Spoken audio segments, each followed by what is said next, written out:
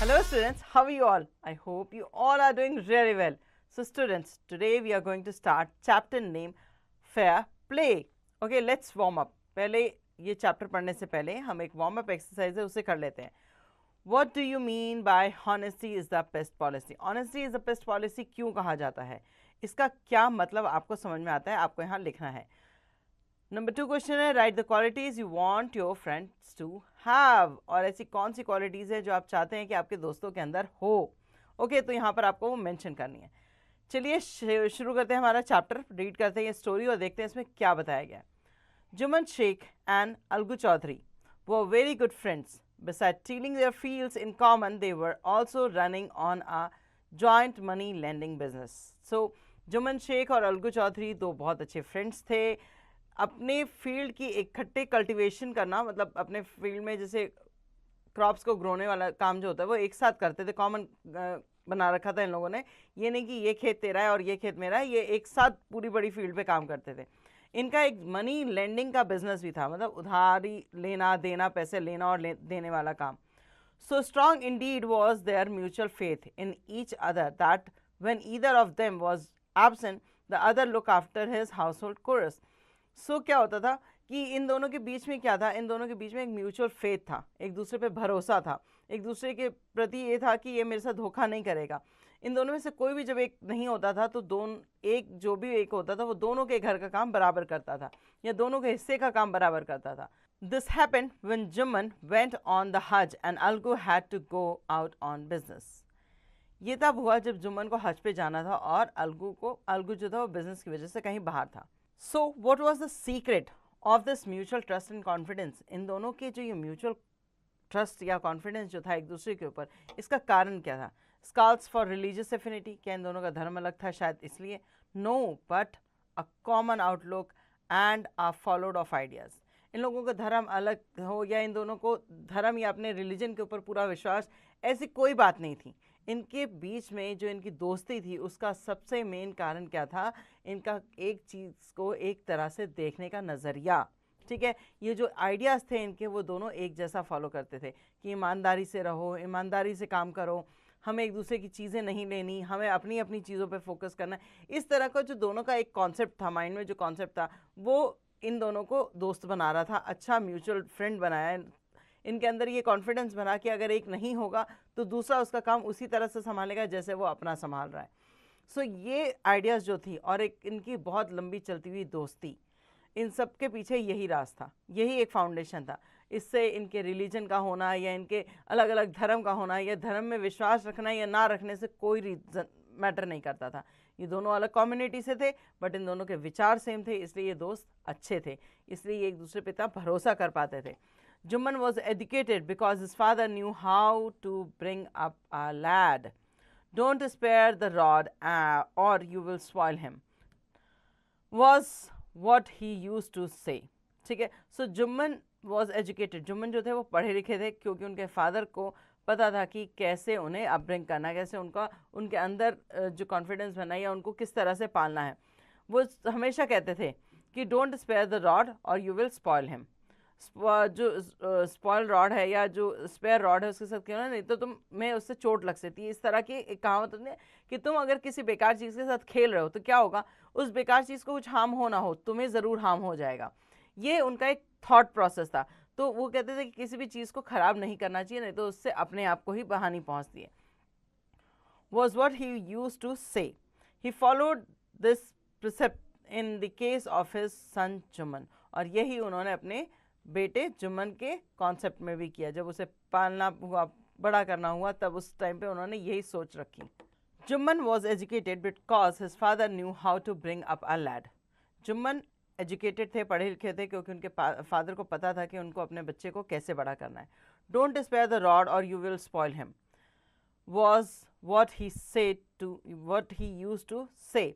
वो हमेशा ये कहते थे कि कभी डंडा मत छोड़ो, नहीं तो तुम उसे बिगाड़ दोगे. मतलब अगर माँ बाप के हाथ में स्ट्रिक्टनेस रहेगी या माँ बाप जो है वो स्ट्रिक्ट रहेंगे अपने बच्चे की तरह, तभी वो बच्चे का फ्यूचर जो है वो उसे अच्छी तरीके से बिल्डअप कर पाएंगे.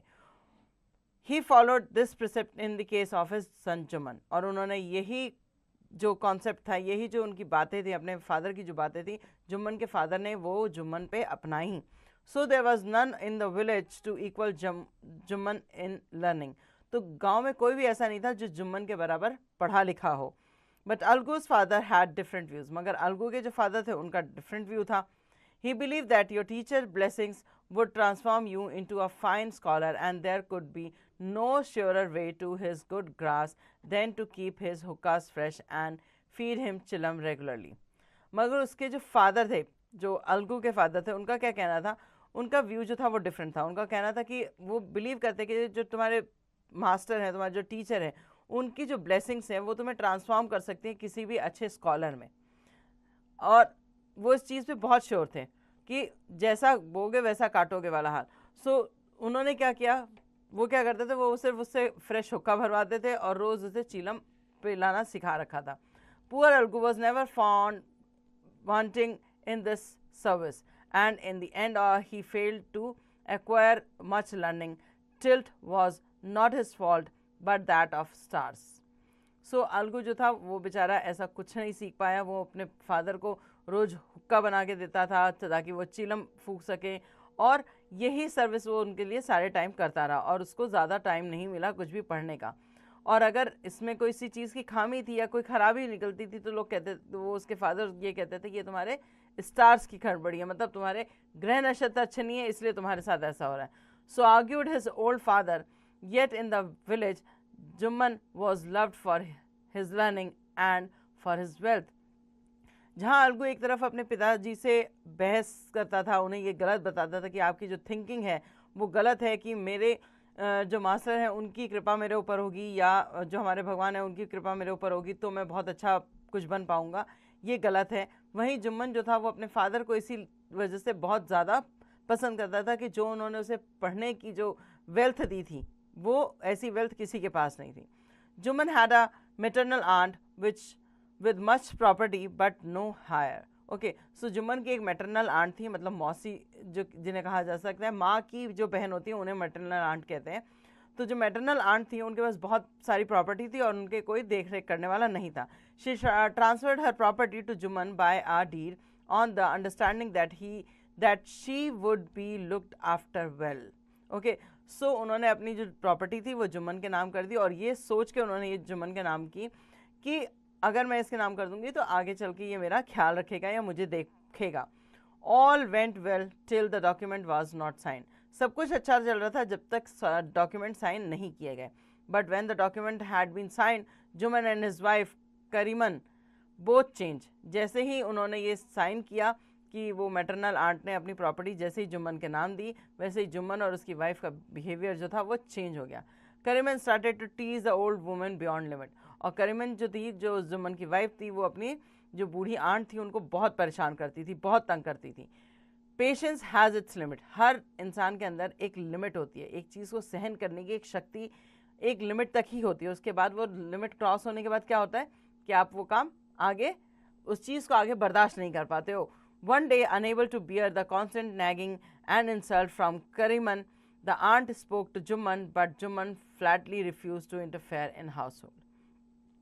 सो एक बार बहुत परेशान होकर क्या किया, बार बार कॉन्स्टेंटली नैगिंग, मतलब बार बार किसी चीज़ के लिए आपको परेशान करना या टोकते रहना या गलत बोलना, ऐसा बहुत कुछ करती थी करीमन। तो ऐसा सब सुनने के बाद आंटी ने क्या किया, एक दिन जुम्मन को बोला कि जुम्मन, तुम्हारी वाइफ जो है मेरे साथ मुझे बहुत परेशान कर रही है, मुझे ऐसा ऐसा कह रही है। मगर जुम्मन ने क्या किया, जुम्मन ने रिफ्यूज़ कर दिया। जुम्मन ने ये कहा कि मैं आगे इस घर के किसी मामले में मैं कोई दखल अंदाजी नहीं करूँगा। इंटरफेरेंस का मतलब होता है दखल अंदाजी। Okay, he told her in fact that his wife knew best how to run the house. उन्होंने बल्कि ये बोला कि मैं जानता हूँ कि मेरी वाइफ जो है वो अच्छे से जानती है कि कैसे घर को चलाया जाए। After some day she said to Jumman, give me some money so that I may arrange for my kitchen and lodging separately. So कुछ समय बाद आंटी ने बोला कि मुझे कुछ पैसे दो ताकि मैं अपने लिए किचन अलग बना सकूं और अपने रहने का भी अलग से इंतज़ाम कर लूं। Then Jumman answer that rupees do not hang from the tree. तब जुम्मन ने कहा कि पेड़ों पे से पैसे नहीं उगते। At this the old women challenge to take her case to the panchayat. और इस बात पे वो जो बूढ़ी आंटी थी उन्होंने जुम्मन को बोला कि मैं इस केस को पंचायत तक लेके जाऊंगी, पंचायत अब इस पे फैसला करेगी कि मैं क्या करूं और क्या नहीं। But Jumman mocked at her because he knew that the judgment of the panchayat would be in his favor. सो जुम्मन ने उन्हें शांत करा दिया या उन्हें चुप करा दिया, उन्हें आगे नहीं जाने दिया, क्योंकि उन्हें पता था कि अगर ये पंचायत में जाएंगी तो पंचायत जो है इन्हीं के फेवर में, उनका पक्ष लेकर उन्हीं के फेवर में जो भी जजमेंट है वो देगी, क्योंकि पैसे उनके थे, ज़मीन जायदाद उनकी थी, मगर जुम्मन उनके ऊपर इस तरह से गलत कर रहा था, तो ऑब्वियसली बात है कि पंचायत तो सही डिसीजन लेगी। After this, the old woman, taking her stick in her hand, went from door to door. She told her case to everybody and tried to gain their sympathy. उसके बाद उस बूढ़ी अम्मा ने क्या किया कि वहाँ से अपनी छड़ी उठाई और हर घर का गेट खटखटाया और सबको अपनी कहानी सुनाई कि शायद कोई तो उससे सिंपैथी या कोई तो उसकी परेशानी समझे और उसको सिंपैथी शो करे। In the end she visited Algu, और अंत में वो गई अलगू के घर। In the beginning, Algu was not ready to go to Panchayat, but later on, when the old woman requested him again and again, he agreed. तो पहले वो अलगू के घर गई और उन्होंने बोला कि उसको पंचायत में चलने के लिए, मगर अलगू नहीं माना। फिर उसने बहुत रिक्वेस्ट की उस ओल्ड लेडी ने उस अलगू से, और फिर वो फाइनली मान गया। But he said he would not speak because Jumman was his fast friend. उसने बोला कि मैं कुछ नहीं बोलूँगा क्योंकि जुम्मन मेरा बहुत प्यारा या बहुत अच्छा दोस्त है। So the panchayat was held on the scheduled day. In the evening, stood up under the village tree. So panchayat जो थी वो schedule होता है उन लोगों का कि particularly इस दिन पे या महीने में एक बार पंचायत जो है वो बैठेगी। पंचायत उस दिन बैठी, शाम का समय था, पेड़ के नीचे विलेज के अंदर, ठीक है। When all the punches had taken their seat, जब सारे पंचेस अपनी सीटों पे बैठ गए, the aged aunt rose and addressed them. तो वो जो बूढ़ी अम्मा थी उन्होंने खड़े हुआ और उन सबको नमस्ते, एड्रेस करना मतलब नमस्ते करना या आदाब करना, जो भी आपके उसमें होता है सिस्टम में, उस तरह से आप उन्हें एड्रेस करेंगे। You know member of the panchayat, 3 years ago I transferred all my property to Juman with the promise that I shall be looked after well, but I am now fed up with constant abuses, insults and nagging from his wife. So उस बूढ़ी अम्मा ने क्या कहा है, पंचायत को बोला कि आप सभी पंचों को पता है कि 3 साल पहले मैंने अपनी सारी प्रॉपर्टी जो थी वो इस जुम्मन को दे दी। अब मुझे ये लगता था कि मैं इसको प्रॉपर्टी दे दूंगी तो शायद ये मेरा ध्यान रखे, मगर ऐसा कुछ नहीं हुआ। मैं तो परेशान हो चुकी हूँ इनके रोज़ की गाली गलौजों से, मेरा इंसल्ट जो ये रोज़ करते हैं या मुझे रोज़ ये जो परेशान करते हैं उससे, जो इसकी वाइफ मेरे साथ करती है उन सब चीज़ों से। Now it has become impossible for me to live with him. अब मेरे लिए बिल्कुल पॉसिबल नहीं कि मैं इन सब के साथ रह सकूँ। I have been denied food and clothes. और मैं खाना कपड़े सब बंद कर दूंगी। I am a poor and helpless widow. मैं गरीब हूँ और विडो हूँ मतलब विधवा हूँ। I appeal to you for justice. मैं आप लोगों से अपील करती हूँ कि मेरे लिए मुझे justice दिलाएं। Please punish me if I am in the wrong, but if you find fault with Juman, please correct him. I will faithfully carry out your orders. तो उन्होंने बोला कि अगर आपको लगता है कि मैं गलत हूँ तो मुझे पनिशमेंट दीजिए, मगर अगर जुम्मन गलत है तो उसे सही कीजिए, और जो कुछ भी आपका ऑर्डर होगा मैं उसे बहुत आदरपूर्वक स्वीकार करूँगी। The matter of nomination of sarpanch was left on the aunt. So aunt ने अपना जो नॉमिनेशन था वो सरपंचों के ऊपर छोड़ दिया, क्या वो जो भी डिसीजन लेंगे वो उन्हें मंजूर होता। Who was not ready to do this, yet she nominated Algu as sarpanch. So the matter of nomination of sarpanch was left on the aunt. तो aunt के ऊपर सरपंचों ने ये छोड़ दिया कि आप बताओ कि आप किसको नॉमिनेट करती हो एज अ सरपंच। सो कोई भी रेडी नहीं था ये करने के लिए, तो उन्होंने नॉमिनेट किया अलगू को कि अलगू को मैं एज सरपंच नॉमिनेट करती हूँ। When Algu was not ready, the aunt said, "Son, it doesn't matter. I knew that you will not kill your conscience for the sake of friendship. Allah, God, lives in the heart of Sarpanch, and his voice is the voice of God." So Algu was made the Sarpanch of the Panchayat.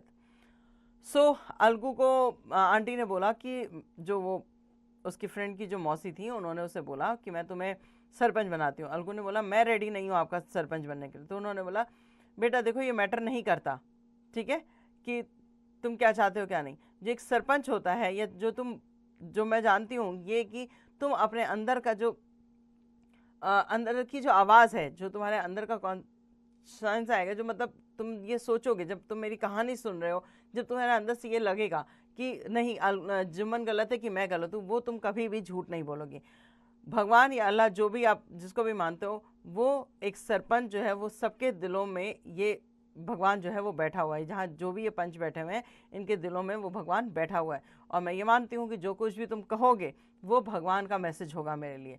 So Algu was made the sarpanch of the panchayat. तो उस दिन अलगू सरपंच बना उस पंचायत का, ठीक है। Now addressing Jumman, Algu said, Sheikh Jumman, you and I are old friend. Whenever any one of us was in trouble, the other came to his help. Now I am a punch. You and your aunt are equal in my eyes. If you have anything to say in your defense, please say it. तो उन्होंने अलगू ने जुम्मन को बोला कि जुम्मन शेख, तुम मेरे बहुत पुराने दोस्त हो, ठीक है, और जब भी हम दोनों के बीच में हम कुछ भी ट्रबल हुआ है तो हम दोनों ने मिलकर उसे हेल्प किया है, या हम दोनों ने एक दूसरे की हेल्प की है। आज मैं पंच बना हूँ और मेरी नज़र में तुम और आंटी एक बराबर हो, तो क्या तुम अपने डिफेंस में कुछ कहना चाहते हो तो ज़रूर कहो। Jumman said, I have been following the deed honestly. I have obeyed my aunt as I would have obeying my mother, but the fact is that there have been occasionally quarrel between her and my wife. Jumman ने said कहा कि मैंने तो अपनी जो भी मैं कर्तव्य था वो बहुत ऑनेस्टी के साथ जो है वो पूरा किया है। मैं अपनी माँ, इनका आदर वैसे ही करता हूँ जैसे मैं अपनी माँ का आदर करता हूँ, बट कई बार मेरी वाइफ और इनके बीच में झगड़े हो जाते हैं। Women are always like that. औरतें हमेशा इसी तरह से हैं. My aunt now is claiming a monthly maintenance allowance from me. उन्होंने बोला कि मेरी जो आंटी हैं ये मुझसे कह रही है कि मैं इन्हें हर महीने का खर्चा दूं. That is beyond me as her property does not yield much. मगर मेरे लिए ये पॉसिबल नहीं है क्योंकि इनकी जो खेती है, इनका जो ज़मीन है, उसमें से ज़्यादा खेती नहीं हो पाती. Beside it is not mention in the deed. और ना ही ये डीड में मेंशन था कि मुझे इन्हें पैसे देने पड़ेंगे आगे. Algu Chaudhary knew law well. Algu Chaudhary को न्याय बहुत अच्छी तरीके से पता था. He made Jumman silent in his cross examination. उन्होंने अपनी क्रॉस एग्जामिनेशन में जब उन्होंने बात करना शुरू की, उनसे कुछ सवालात किए, तब उन्होंने जुम्मन को साइलेंट कर दिया. कैसे? Each question that he thundered out fail like the blow of a hammer. जैसे ही वो कोई क्वेश्चन पूछते थे जुम्मन से, वो ऐसा लगता था कि जैसे उन्होंने उसके सर पे या उनके ऊपर एक हथौड़ा मार दिया हो. At this Jumman was wondering. और इस तरह में जुम्मन था वो वंडर कर रहा था. What devil is there in this friend of mine. क्या इस मेरा जो ये दोस्त है, इसके दिमाग में क्या शैतान बैठ गया है आज कि इस तरह से ये मेरे से क्रॉस क्वेश्चन पढ़ के मुझे गलत साबित करने पर पड़ा है. Only a moment ago he was talking to me so cordially. वो अभी कुछ समय पहले तो मुझसे बहुत प्यार से बात कर रहा था, ये बहुत तरीके से बात कर रहा था. Now he seems to be bent upon digging my grave. और अब ऐसा लग रहा है कि ये मेरी कब्र की खुदाई करने में लगा हुआ है. God knows that ancient grudges he is feeding fat today. क्या भगवान जाने क्या पुरानी अंदर की गर्जेस का मतलब क्या ऐसी बातें जो उसके दिल में बैठी हुई थी बहुत पुरानी, जो अब वो निकाल रहा है मेरे से इस तरह से क्वेश्चन करके. While Jumman was still lost in this thought, Algu pronounced. अभी भी जुम्मन अपनी इन थॉट प्रोसेस में बिजी था कि मुझसे किस तरह के क्वेश्चन पूछे. मैं इसको जवाब नहीं दे पा रहा हूँ. ये सब कुछ जानता है, उसके बाद भी मेरे से ऐसे सवाल पूछ रहा है. क्या चाहता क्या है ये मेरा दोस्त. तब तक अलगू ने प्रोनाउंस किया. क्या प्रोनाउंस किया? Jumman Sheikh, the member of panchayat, have gone in the matter most carefully. It is their considered opinion that you are liable to pay to your aunt a fixed monthly allowances out of the realization from the property. If you do not comply with this decision, the deed transferring her property to you will be deemed void. Okay, so Jumman Sheikh को बोला गया, मतलब पंचायत के जो head बने थे, सरपंच जो बने थे अलगू ने, उसने बोला कि जो पंचायत है वो इस मैटर को बहुत ध्यान से और गहराई से देखते हुए उसने ये डिसीजन लिया है कि तुम्हें अपनी आंटी को एक फिक्स्ड अमाउंट ऑफ मनी देनी पड़ेगी. सिर्फ इसीलिए नहीं क्योंकि उन्होंने अपनी प्रॉपर्टी तुम्हें दी है, बल्कि इसलिए कि वो एक जिम्मेदारी है तुम्हारे लिए, तो तुम्हें उन्हें पे करना पड़ेगा. अगर तुम नहीं पे करोगे तो जो भी प्रॉपर्टी उन्होंने तुम्हें ट्रांसफ़र की गई है वो ट्रांसफ़र जो है उसको रद्द कर दिया जाएगा और प्रॉपर्टी वापस उनके पास चली जाएगी. Hearing this verdict, Juman was wonderstruck. The foundation of his friendship moved. Juman began to remain busy in finding out a proper chance to take revenge. ऐसा वर्डिक्ट सुनने के बाद जुम्मन जो था वो सक्का बक्का या भौचक्का सा रह गया कि ये क्या वर्डिक्ट दे दिया इसने, और वो अब उसकी फ्रेंडशिप जो थी वो मूव कर गई। तो फ्रेंडशिप का जो फाउंडेशन था वो अब मूव कर गया था। अब वो जुम्मन जो था वो अलगू से बदला लेने के लिए एकदम बहुत बुरी तरह से खोजा करता था कि क्या ऐसा कुछ मिले मुझे कि मैं इससे झगड़ा करूं या इसको वापस पंचायत ले जाऊं और इसके खिलाफ कोई action करवाऊं। Soon Juman got the long cherished chance. Algu had purchased a very fine pair of bullock from the Betshwar fair. But as ill luck would have it, one of the bullock died. Algu had no use of one bullock, so he sold it to Samju Sahu, a cart driver. He purchased the bullock on the understanding that he would pay the price in a month's time. But due to overwork and for want of proper rest, the bullock died. Okay, so क्या हुआ कि जुम्मन जो था वो उसको एक दिन chance मिल गया और वो बहुत खुश था। क्या हुआ कि अलगू जो था वो एक फेयर लगता है, एक मेला लगता है वहाँ पर, बटेश्वर फेयर, ठीक है, बटेश्वर फेयर में गया। वहाँ से उसने 2 पेयर बहुत अच्छे बुलॉक्स खरीदे, मतलब बैल खरीदे। उन बैलों को ले आया, मगर उसका लक खराब था। लक खराब होने की वजह से क्या हुआ कि उसका एक बैल जो था वो आते के साथ ही कुछ दिनों में मर गया। तो अब अलगू के पास एक बैल का तो कोई काम नहीं था, तो उसने दूसरा बैल जो है वो एक समझू साहू आदमी था जो कार्ट ड्राइवर था, मतलब वो बुलॉक कार्ट चलाता था, तो उसको बेच दिया। बेच तो दिया, मगर क्या हुआ, और उसने बोला कि मैं आपको इस बुलॉक का पैसा कुछ महीनों में दे दूंगा कमा कर। तो उसने बोला कि ठीक है, जब भी तुम्हारे पास पैसे हो मुझे दे देना। अब बुलॉक तो खरीद लिया, बेच भी दिया। अब क्या हुआ कि इतना ओवरवर्क हो गया कि उस बुलॉक कार्ट को रोज आना जाना आना, बुलॉक को रोज कार्ट लेके इधर से उधर आना जाना पड़ता था, जिसकी वजह से उसे रेस्ट नहीं मिला और वो बैल भी एक दिन मर गया। समझू could not pay the price of the bullock, but it was not a small sum and Algu could not afford to forget it. So again the panchayat was called to settle the case. फिर से पंचायत बुलाई गई ताकि इस case को settle किया जाए। This time Jumman was elected sarpanch. इस बार जुम्मन जो था वो सरपंच बना। The moment he become sarpanch he forgot personal grudges and maintain the gravity of his office. और जब वो सरपंच की कुर्सी पे बैठा तब उसे समझ में आया कि यहाँ पर्सनल ग्रजेस से काम नहीं चलता है, यहाँ की जो ग्रेविटी है उसको मेंटेन करके रखना पड़ता है। वो भी चाहता था कि वो डिसीजन सही दे ताकि लोग ये तारीफ करें कि वो एक अच्छा सरपंच साबित हुआ। Hearing both the parties, Juman gave the judgment. Samju Sahu and Algu Chaudhary, the punches have discussed your case well. It would be proper that Samju Sahu should give full cost of the bullock to Algu. When Samju purchased the bullock, it had no disease. If the cost had been paid at the time of purchasing the bullock, this panchayat would not have been called today. Moreover, the bullock had no disease when it was purchased. The bullock died because much work was taken from it and there was no proper arrangement to feed it. So जब वो उस seat पे बैठा तो उसने अपनी सारी पुरानी रंजिशें भुला दी और उस पंच की जो कुर्सी है उस पे बैठने के बाद उसने उसकी ग्रेविटी को मेंटेन किया। उसकी जो एक होता है ना कि आप बड़ी सीट पे बैठे तो आप उसकी जो कुछ भी उसकी प्रतिष्ठा उसको मेंटेन करके रखें, ऐसा उसने भी किया। और उसने बोला कि मैंने दोनों पार्टीज़ की बातें सुन ली हैं। जुम्मन ने जजमेंट दिया कि जो हमारे पंच हैं उन्होंने सारी कहानी सुनी और उन्होंने अच्छे से डिस्कस किया।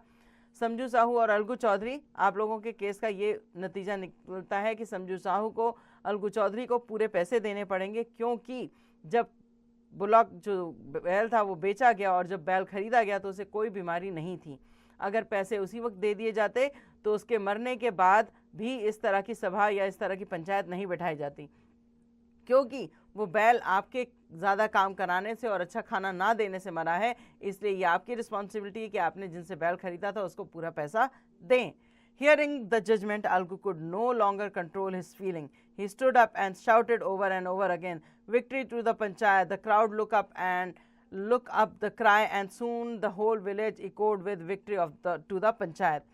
So जो जजमेंट था उसको सुनने के बाद अलगू जो था वो अपनी फीलिंग को कंट्रोल नहीं कर पाया। उसे तो लगा कि शायद अब उसे एक भी पैसा नहीं मिलेगा, क्योंकि जैसा उसने अपने दोस्त के लिए एक फ़ैसला लिया था, उसको लगा कि शायद वो उस चीज़ का गलत बुरा मानकर उसके लिए भी कुछ गलत फ़ैसला लेगा, मगर ऐसा नहीं हुआ। जब उसने फ़ैसला सुना तो वो खुशी से पागल हो गया और उसने चिल्ला चिल्ला के पंचायत की जय जयकार की। और ये सुनने के बाद, जो ये आवाज़ सुननी या ये शोर था, उसको सुनने के बाद से जो पूरा गांव था वो भी उठ के एक आवाज़ में जो विलेज पंचायत है उसकी जय जयकार करने लगा। Juman at once came to Algu and said, "Since the last panchayat, I had been your sworn enemy. Today I realize what it was to be a Panch. He was no private feeling for his own, and he does not make a distinction between friend and foe.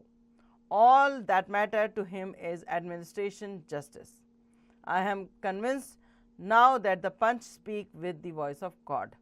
तो जुम्मन गया अलगू के पास, उसने बोला कि जब से last panchayat हुई है तब से मैं तुम्हारा सबसे बड़ा दुश्मन बन चुका था, मगर आज मुझे रियलाइज़ हुआ कि जो पंच है वो उसके पास कोई प्राइवेट फीलिंग नहीं होती, किसी के लिए ये चीज़ नहीं होती कि ये इसने इसके साथ मेरी दुश्मनी है इसलिए मैं इसके हक़ में गलत फ़ैसला सुनाऊंगा। सो आज मैं इस चीज़ को जो है भुलाकर या इस चीज़ को भूल कर आगे बढ़ता हूँ कि क्या फ्रेंडशिप ऑफ दुश्मनी और दोस्ती क्या है, ये पंचों के बीच में नहीं होती। जब आप पंच बनते हैं तो आप उसकी डिग्निटी को मेंटेन करते हुए उस चीज़ का डिसीज़न लेते हैं। इन सब चीज़ों पे सबसे ज़्यादा क्या मैटर करता था, वो था जस्टिस। मैं कन्विंस हूँ कि आज ये बात से कि जो भी पंच कहते हैं वो भगवान की वाणी होती है। Hearing this Algu broke down and wept on Jumman's shoulder. So ये सुनने के बाद अलगू जो था वो अंदर से फूट पड़ा, मतलब उसके अंदर जो इतने दिनों से चीज़ें भरी हुई थी वो अंत में वो जो एक आइस थी वो ब्रेक हुई और दोनों एक दूसरे के गले लग के अलगू जो था वो रोने लगा उसके शोल्डर पे। The tear which he shed that day washed away all the dirt and dust of misunderstanding between the two old friends. उस दिन वो जो आंसू थे उसने उनके दोस्ती पे जमी हुई सारी धूल गंदगी को धोकर साफ कर दिया। The withered and faded creeper of their friendship once again turned fresh and green. उनकी जो फ्रेंडशिप की जो ये बेल थी जो सूख गई थी, टूट गई थी, झड़ रही थी, जो भी आप इसे कह सकते हैं, फेडेड मतलब कि रंग चला गया, विथर्ड मतलब टूटी फूटी या उलझी हुई सी, उस पर एक बार फिर से हरी भरी घास, हरी भरी फ्रेश लीव्स जो थी वो आना शुरू हो गई। मतलब दोस्ती जो थी उनकी वो फिर से अच्छे से पनपने लगी। सो ये थी स्टोरी। इस स्टोरी में आपने क्या सीखा? इस स्टोरी में आपने ये सीखा कि डिसीज़न जब आप जस्टिस पे आते हो तो आपको अपने दोस्ती या आपको अपनी दुश्मनी नहीं देखनी होती है, आप सिर्फ वो डिसीज़न लोगे जो उस टाइम पे सही लगे, है ना। सो यहाँ हमने देखा कि दो दोस्त थे जिन्होंने एक दूसरे के लिए डिसीज़न लिया और एक दूसरे के लिए गलत डिसीज़न नहीं लिया। तो इट मीन्स कि जो पंचेस होते हैं उनकी वॉइस में हमेशा भगवान विराजता है, वो हमेशा सही जो डिसीज़न होता है वही लेते हैं। और कई बार ऐसा होता है कि हम अपने पॉइंट ऑफ व्यू से सोचते हैं, हम कभी दूसरे के सामने वाले के पॉइंट ऑफ व्यू से नहीं सोचते, इसलिए हमें सामने वाला ज़्यादा गलत लगता है। तो कभी भी अपनी जो भी सिचुएशन है उसको दोनों तरफ से सोच के देखिए, शायद आप अपनी सिचुएशन को या अपनी जो फ्रेंडशिप है या अपना जो रिलेशन है उसको ज़्यादा अच्छा स्ट्रॉन्ग बॉन्ड करके रख सकें। सो ये थी इस चैप्टर की सीख। चलिए आगे देखते हैं। Word meaning: mutual understanding of each other, acquire again, deed, agreement, nagging, finding faults, interfere, speaking between two people talking, logging, item of use, sympathy, emotion towards someone, nominated, appointed, conscience, inner feeling, yield, produce, grudges, enmity, avoid, void, effectless, and echoed, become full of sound. Now the brain testers. Answer zone again आपको OMR sheet पे ही इसे fill करना है, तो ध्यान से fill कीजिएगा। A, darken the correct option in OMR sheet. Number 1, Jumman Sheikh and dash Chaudhari were two friend. So एक फ्रेंड का नाम था जुम्मन शेख और दूसरे फ्रेंड का नाम क्या था? Yes, it's Algu Chaudhary. तो इसमें ऑप्शन देखने की जरूरत नहीं है, ए ऑप्शन हमारा करेक्ट ऑप्शन है। नंबर 1 का ए जो OMR शीट पे ए ऑप्शन जो लिखा है उसको आपको पूरा सर्कल करना है। ओके, सो इसी तरह से आप बाकी क्वेश्चंस के आंसर्स भी फाइंड आउट करेंगे। Now number 2, fill in the blanks with the help of words given in the help box. Maintenance, purchase, समझू, wept, justice. Algu broke down and wept on Jumman's shoulder. So Algu जो था वो टूटा, मतलब उसके अंदर जो इतना जो कुछ भी भरा हुआ था वो उसका ब्रेक हुआ और वो रोने लगा। कहाँ? जुम्मन के शोल्डर पे। तो यहाँ वेप्ट आएगा फर्स्ट में। ऐसे ही आप बाकी रीड करोगे और देखोगे कि इन ऑप्शन में से कौन सा सुटेबल आंसर है। Now write C, write T for true and F for false statement. Number 1, Juman went on the Hajj and Algo had to go out on business. It's a true statement. Okay, now read the rest of the statement and find out whether they are true or false. Match the following. D, tilling. Tilling is cultivating. Tilling का मतलब क्या होता है? Cultivating. ऐसे ही आप बाकी words के भी मीनिंग यहाँ पर उनके साथ इन्हें मैच करेंगे। जैसे टिलिंग का मीनिंग हो गया कल्टिवेटिंग, वैसे ही आप बाकी एफिनिटी, कम्युनिटी, गर्जेस के मीनिंग्स को यहाँ पर कनेक्ट करेंगे। Okay, now E, answer the following question. Who were friend, what was their work? कौन थे दो दोस्त और उनका काम क्या था? तो ये हमने चैप्टर के बिल्कुल स्टार्टिंग में पढ़ा था, है ना, कि Jumman Sheikh and Algu Chaudhary were very good friends. Beside tilling their fields in common, they were also running a joint money lending business. So ये उनका क्या था? बिजनेस था। तो पहले क्वेश्चन का आंसर मैंने आपको बता दिया है। ऐसे ही आप बाकी क्वेश्चन के आंसर्स को भी चैप्टर में से ही फाइंड आउट करके लिखेंगे। आगे बढ़ते हैं ग्रामर जोन पे। Difference between singular noun and plural noun. So ये आप सबको बहुत ईजी, बहुत टाइम से पता है। आप क्लास 6 में हैं, आपको पता है सिंगुलर और प्लूरल नाउन्स में क्या डिफरेंसेस होते हैं। सिंगुलर कोई भी चीज़ जब सिंगल फॉर्म में होती है, एक होती है, तो हम उसे सिंगुलर कहते हैं। जब वही चीज़ ज़्यादा होती है, वन या मोर देन वन होती है, तो हम उसे क्या कहते हैं? प्लूरल नाउन कहते हैं। Okay, so singular noun refers to only one person, place, animal, thing, etcetera, and the plural noun refers to more than one people, person, place, animal, things, etcetera. Singular nouns are nouns in the original form without any inflection. Plural nouns are formed with the addition of s, es, ies, oes, ves, or by adding a suffix. The verbs change according to the singular or plural form of the noun used. So आपको एक चीज़ और बता दी जाए कि जो noun है उसके according हमारी verbs की जो फॉर्म है वो भी चेंज होती है। तो देखते हैं यहाँ पर सिंगुलर में है I found a dog on the street. Plural I found dogs on the street.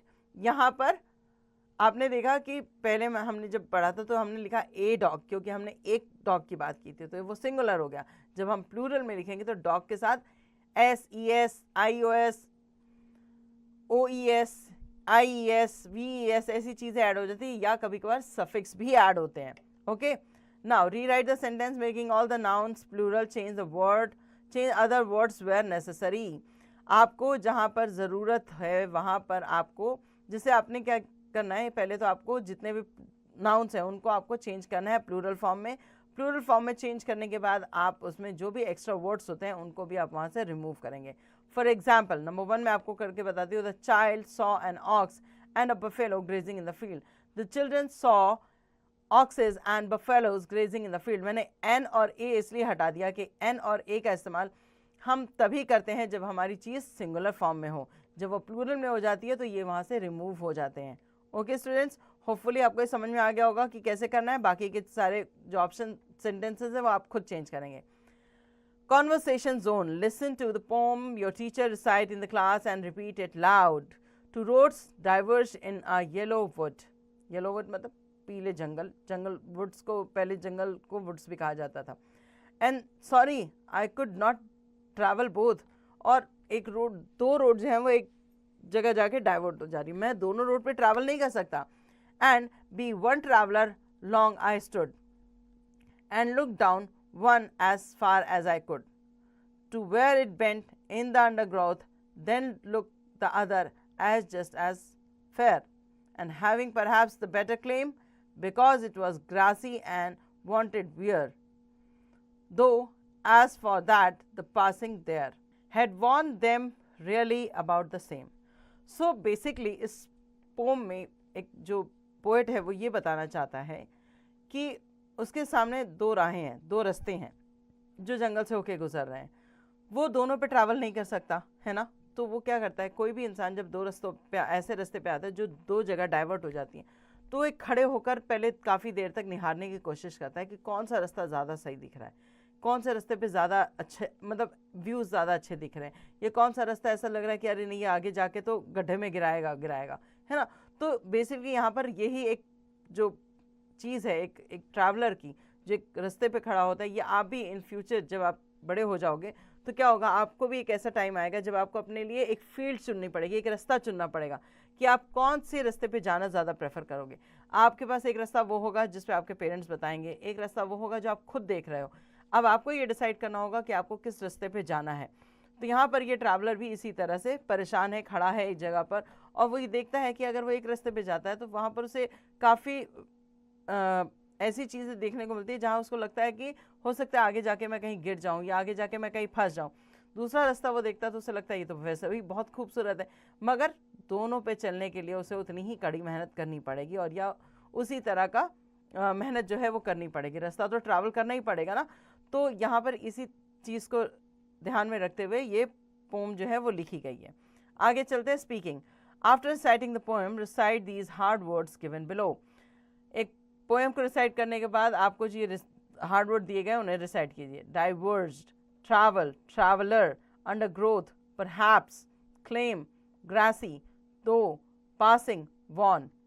Activity zone defines the term given below. Bones, scientist, geologist, archaeologist, earth.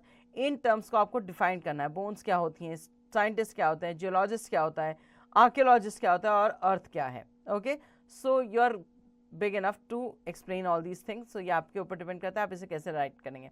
Now play zone, right a short summary of a story you read. जो आपने story पढ़ी उसका एक short summary लिखना है। Short summary मतलब पूरी बड़ी सी स्टोरी को एकदम समराइज करके इतना ही लिखना है जिससे आपको स्टोरी समझ में भी आ जाए और उसका मोटिव भी पता चल जाए। Look at the picture, describe it in 5 to 6 sentence. आपको ये पिक्चर को 5 to 6 सेंटेंसेस में डिस्क्राइब करना है। ओके, सो स्टूडेंट्स यहाँ हमारा होता है चैप्टर एंड। होपफुली आपको चैप्टर अच्छे से समझ आ गया होगा। इसकी जितनी भी पेंडिंग एक्सरसाइज है वो आपको खुद से करनी है।